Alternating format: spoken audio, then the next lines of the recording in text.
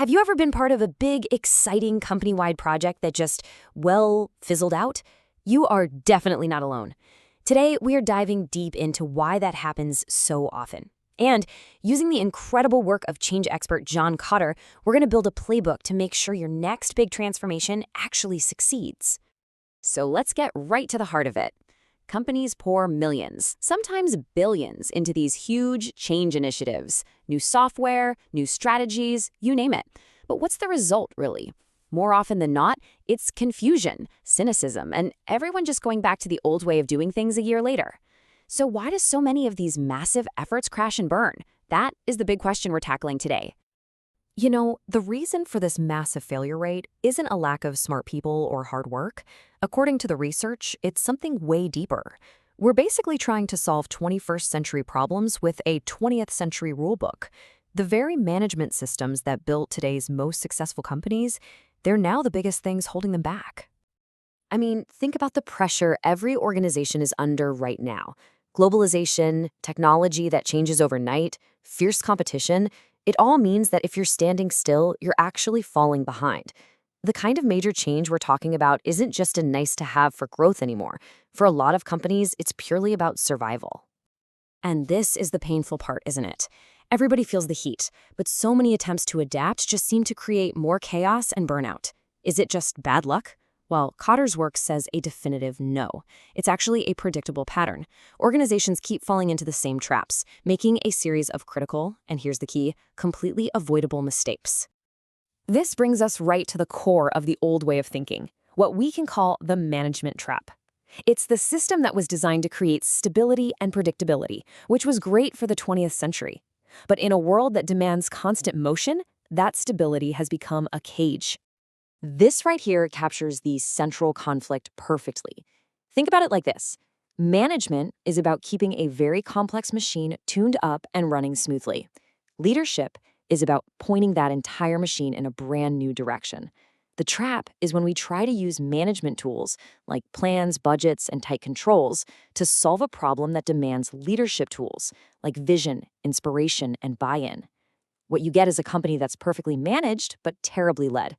Or as Kotter so brilliantly puts it, overmanaged and underled.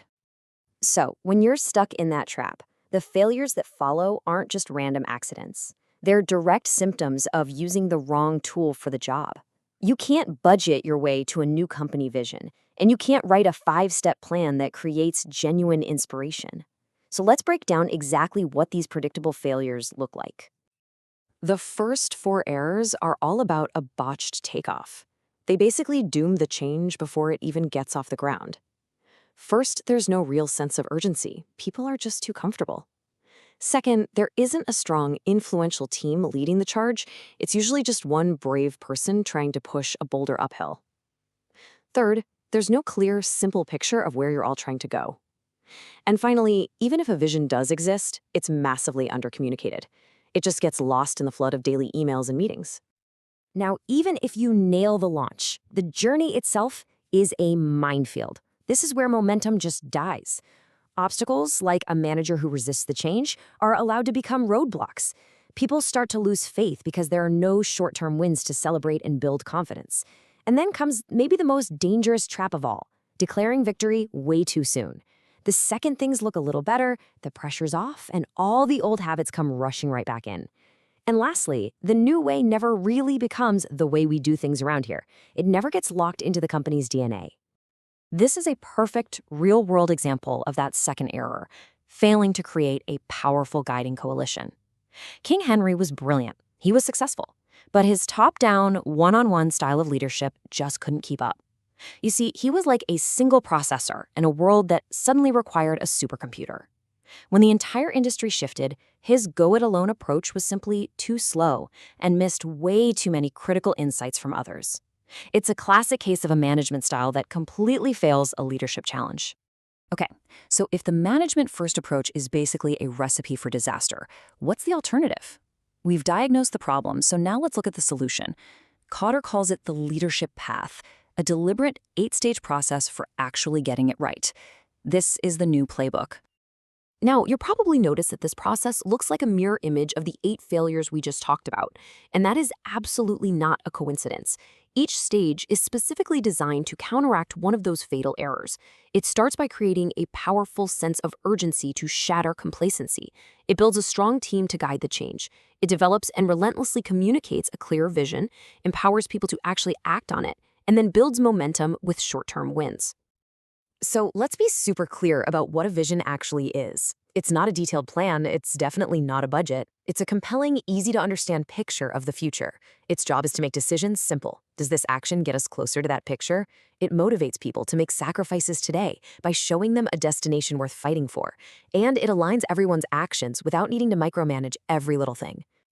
But listen, a good vision isn't just some vague, feel-good slogan. It has to pass a real-world test. Can people actually picture it in their minds? Is it something that's desirable for everyone involved, not just the executives? Is it actually feasible, or is it just a fantasy? Is it focused enough to guide daily decisions? And here's the ultimate test. Can you explain it in less than 5 minutes and have people not just understand it, but get genuinely excited about it? If the answer is no, it's not ready. All right, now I want you to think about your own experience for a second. Have you ever been part of a huge project where everyone popped the champagne and celebrated the win, only to watch everything slide right back to the old way 6 months later? This mistake, declaring victory too soon, is one of the most common and, frankly, soul-crushing failures out there. I want to hear your story in the comments. I think we've all been there. This brings us to our final and honestly our most important takeaway. It's about shifting our whole perspective away from just managing the present to actively leading everyone into the future. According to Kotter's research, this is the ratio we need to burn into our brains. Successful transformation is overwhelmingly about leadership. Only 10 to 30% is management. Now, management is absolutely crucial. It keeps the whole thing from turning into chaos, but it's not the engine. Leadership is the engine. So, and this is so important, this isn't an either-or situation. We need both. We need good management to keep the business running smoothly day to day. But to move it, to transform it, to adapt it to a new reality, we need leadership. The core challenge for so many organizations is that they've built cultures that reward excellent management, but have inadvertently stamped out leadership. And that right there is the ultimate question this whole framework leaves us with.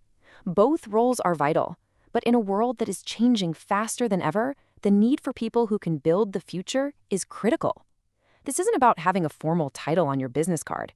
It's about choosing to see the challenges, rally others around a vision, and drive the change that truly matters. So, what's your choice?